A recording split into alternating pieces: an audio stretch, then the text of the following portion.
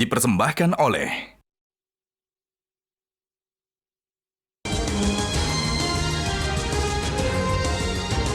Terima kasih pemirsa, Anda masih bersama kami dalam live event Indonesia Memilih, dan saat ini bersama saya di Grand Studio Metro TV telah hadir anggota Dewan Redaksi Media Group, Gaudensius Suhardi. Bang Gauden, selamat pagi. Selamat pagi, Leo. Sehat-sehat, Bang? Sehat, ya. Sudah mencoblos? Sudah mencoblos ya? Sudah dan coblos, kita masih tetap menunggu hasil tentunya. Tapi sebelum kita berdiskusi mengenai apa yang mau disampaikan oleh Media Indonesia Media Group, kita akan ikuti dahulu Bang Gauden dan pemirsa nilai editorial Media Indonesia untuk hari ini Kamis 15 Februari 2024. Demokrasi tidak boleh mati.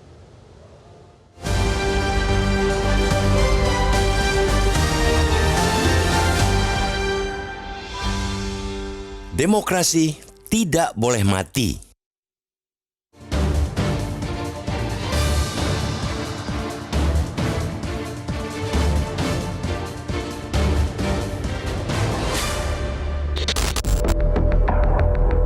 Perhelatan demokrasi melalui pemilihan umum 5 tahunan di tanah air nyaris usai. Jutaan masyarakat terlihat begitu antusias menggunakan hak suara mereka untuk memilih pemimpin negeri dan wakil mereka di parlemen untuk 5 tahun ke depan.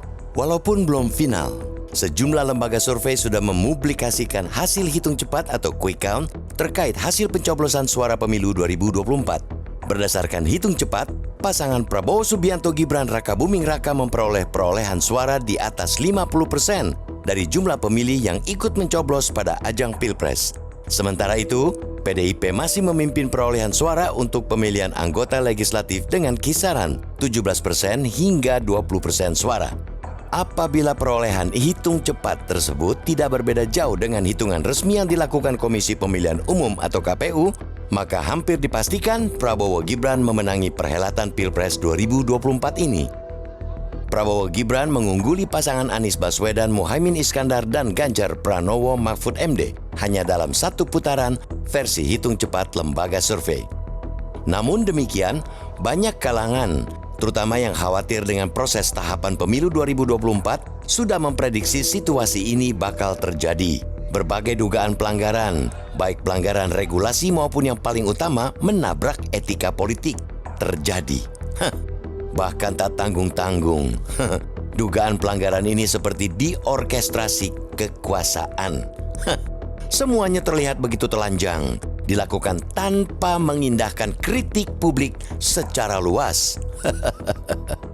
Sebut saja dari upaya meloloskan pencalonan Gibran sebagai cawapres melalui utak-atik peraturan perundangan di Mahkamah Konstitusi atau MK yang saat itu diketuai Anwar Usman yang merupakan adik ipar Joko Widodo. Kemudian penyalahgunaan pemberian bantuan sosial atau bansos dari dana APBN kepada masyarakat miskin yang diklaim sebagai bantuan Joko Widodo. Yang tak kalah brutalnya yaitu upaya mengerahkan pejabat kepala daerah pilihan penguasa dan kepala desa untuk memenangkan paslon tertentu. Bahkan Joko Widodo sendirilah yang menyatakan presiden boleh berpihak kepada paslon tertentu. Padahal di panggung yang sama, Joko Widodo selalu mengeluarkan ancaman kepada para aparat sipil negara atau ASN yang tidak bersikap netral dalam pemilu. Ada perbedaan antara panggung depan dan panggung belakang. Yang semakin menguatkan kekhawatiran publik mengenai hasil Pilpres ini, sejauh ini tak satu pun hukuman berarti yang diberikan kepada para pelanggar aturan maupun etika tersebut. Apalagi, publik juga memahami lembaga yang berwenang dalam urusan pemilu nyaris sudah tidak memiliki daya hukum lagi. Di tengah situasi yang tak menguntungkan bagi proses demokratisasi ini, publik perlu memberi penghargaan setinggi-tingginya kepada pihak yang tidak kenal lelah memperjuangkan martabat demokrasi di Indonesia. Keringat mereka, teriakan mereka, seruan mereka tidak sia-sia. Para pemangku kepentingan di luar lingkaran penguasa saat ini, seperti para paslon, parpol pendukung, tim kampanye, aktivis masyarakat sipil, dan juga kalangan akademisi, tetap tabah walau diiming-iming rayuan dan godaan. Mereka tidak gentar walau menghadapi intimidasi yang terkadang berujung ancaman untuk dibui. Ini bukan sekadar soal kalah atau menang. Perjuangan menegakkan demokrasi, mewujudkan keadilan dan kesetaraan, menegakkan etika dan keadaban bakal terus berlangsung. Demokratisasi yang diperoleh melalui keringat, air mata, dan darah saat reformasi 1998 ini tak boleh dikerdilkan hanya karena urusan menang dan kalah dalam kontestasi politik elektoral Pilpres. Publik yang ingin berjuang menegakkan demokrasi pun perlu sadar betul bahwa kemenangan yang diraih dengan cara-cara mengabaikan etika, mengesampingkan martabat dan menekuk aturan pada hakikatnya bukanlah kemenangan sejati. Perjuangan belum selesai, figur bisa menang dan kalah, tapi semangat menegakkan keadilan dan demokrasi tidak boleh layu. Demokrasi harus tetap hidup, ia tidak boleh dibiarkan mati.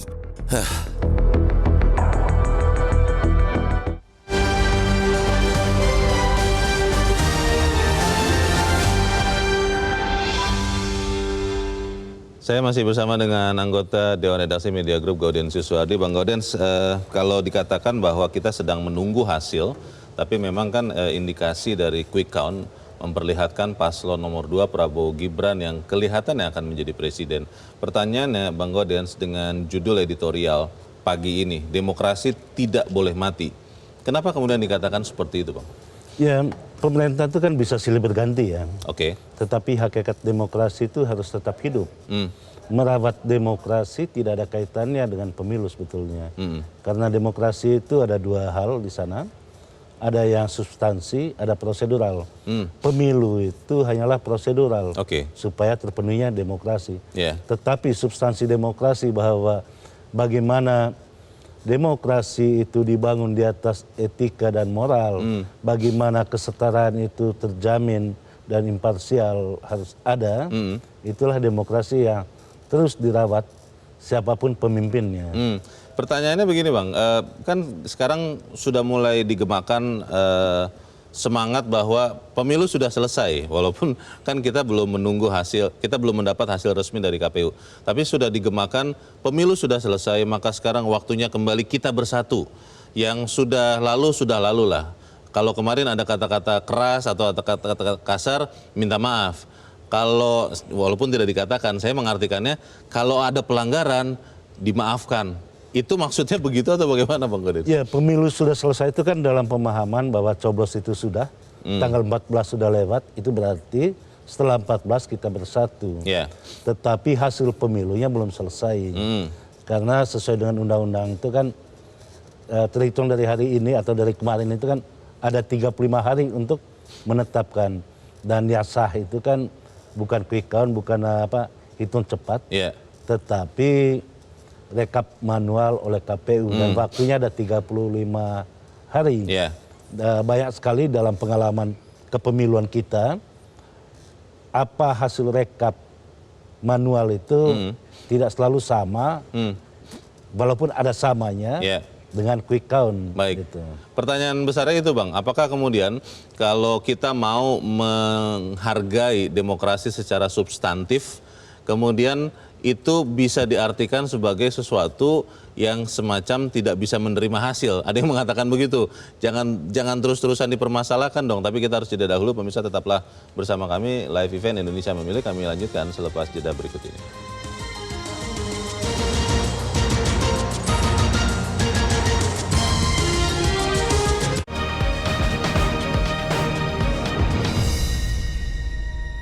Dipersembahkan oleh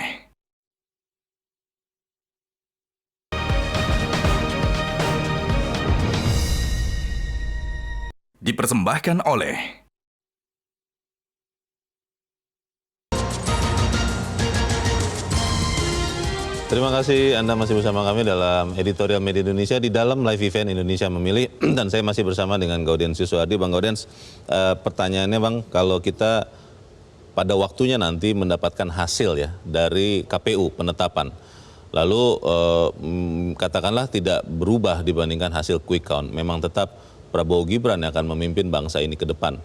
Pertanyaan besarnya adalah dalam proses menuju kepada pemilu ini, kepada pencoblosan kemarin, itu kan ditengarai ada banyak ketidaknetralan terjadi, ada banyak kecurangan yang akhirnya diduga terjadi juga. Kalau ini kemudian terbukti, apakah ini harus dibiarkan, dalam tanda petik kita ampuni saja, kita lupakan, kita menatap ke depan karena kan kita sudah ketemu pemimpin yang baru, atau memang hal-hal ini tetap kita harus permasalahkan karena kita tidak mau membiarkan demokrasi ini mati. Ya, pemimpin baru itu kan basisnya itu legitimasi ya. Legitimasi. Legitimasi itu dibangun di atas kebenaran hukum. Ya. Karena itu kalau ada dugaan kecurangan tentu harus diproses. Pertanyaannya prosesnya kemana? Kalau administrasi itu kan harus ke Bawaslu. Oke. Kalau terkait dengan perselisihan suara itu larinya ke Mahkamah Konstitusi. Yeah.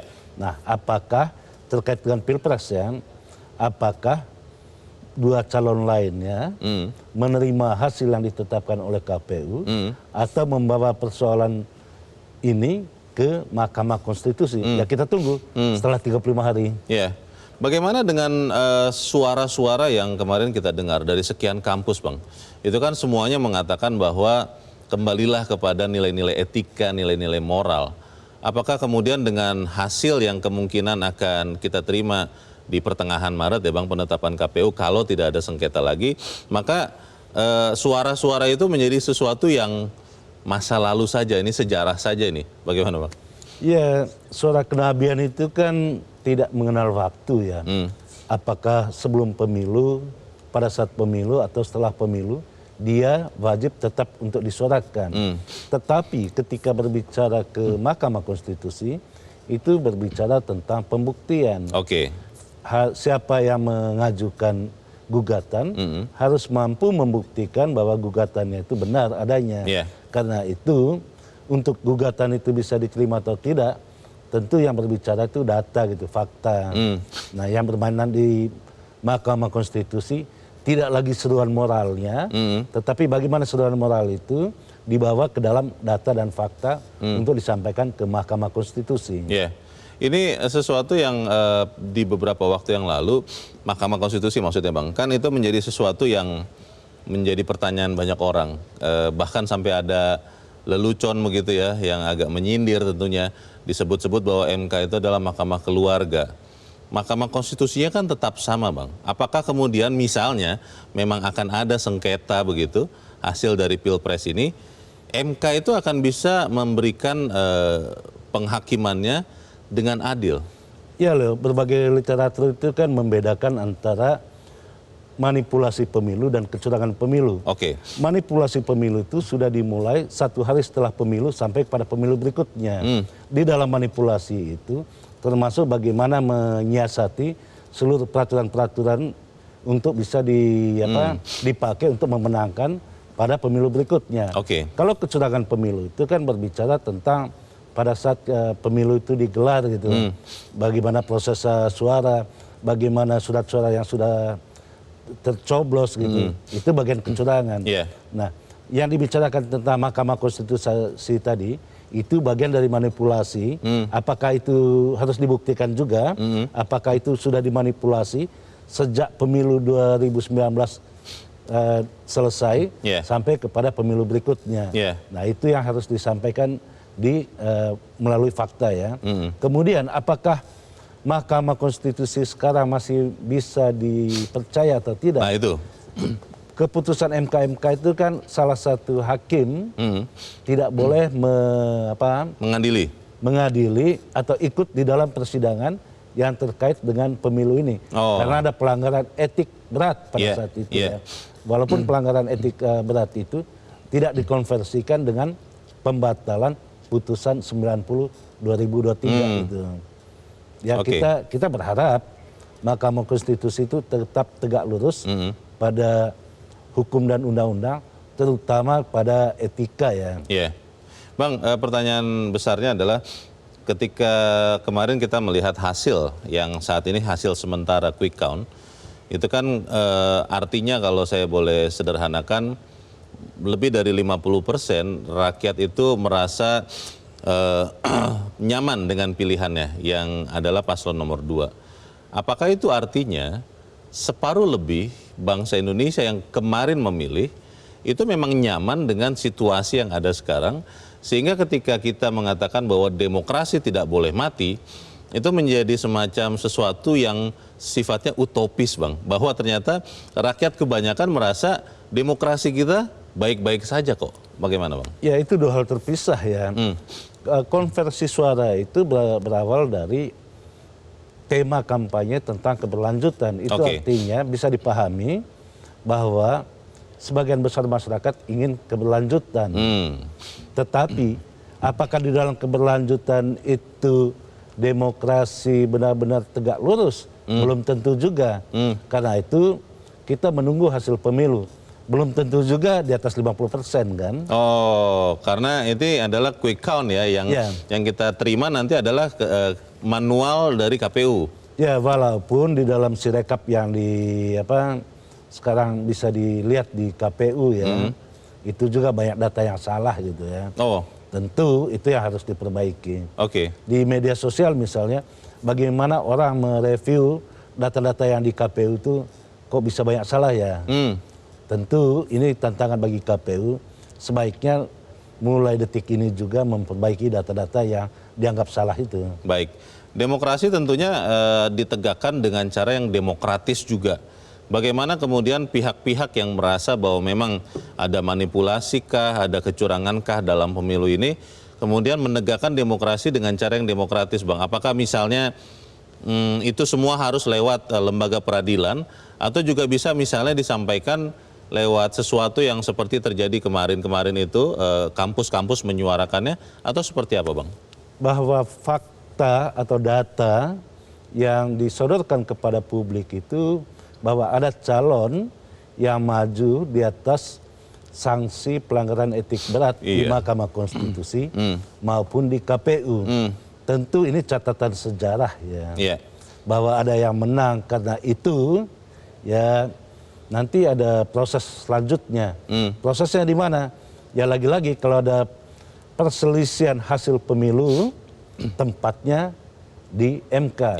Tetapi kita ingatkan juga kepada publik, jangan mencari jalan sendiri-sendiri untuk menyelesaikan ketidakpuasan. Ketidakpuasan itu harus diselesaikan lewat jalur yang demokratis juga. Jalur itu yang ada di MK. Sampai penetapan resmi oleh KPU, apa sikap yang harus diambil oleh setiap pemilih yang kemarin menggunakan hak suaranya Bang? Ya di 2019 maupun di 2014 ada calon yang sudah menggelar syukuran, toh pada akhirnya kalah juga ya. Itu fakta juga gitu. Karena itu sebaiknya menunggu dulu apa putusan Komisi Pemilihan Umum dan apakah putusan Komisi Pemilihan Umum itu diterima atau tidak diterima oleh ketiga pasangan calon. Jika tidak diterima, apakah dibawa ke Mahkamah Konstitusi atau tidak. Proses itu harus dilewati, baru kita buat syukuran gitu. Baik, kita tentunya harus menunggu hasil resmi KPU dan tentunya suara demokratis atau kemauan keberanian bersuara harus terus dihidupkan di tengah bangsa kita. Begitu ya Bang ya? Ya, jangan pernah menerima segala kecurangan, harus disuarakan. Baik, Bang Gaudensius Suhadi, terima kasih Bang sudah hadir di tempat ini. Selamat pagi. Pagi loh. Dan pemirsa, demikianlah editorial Media Indonesia untuk hari ini. Namun tetaplah bersama kami karena live event Indonesia Memilih akan segera kembali selepas jeda berikut ini.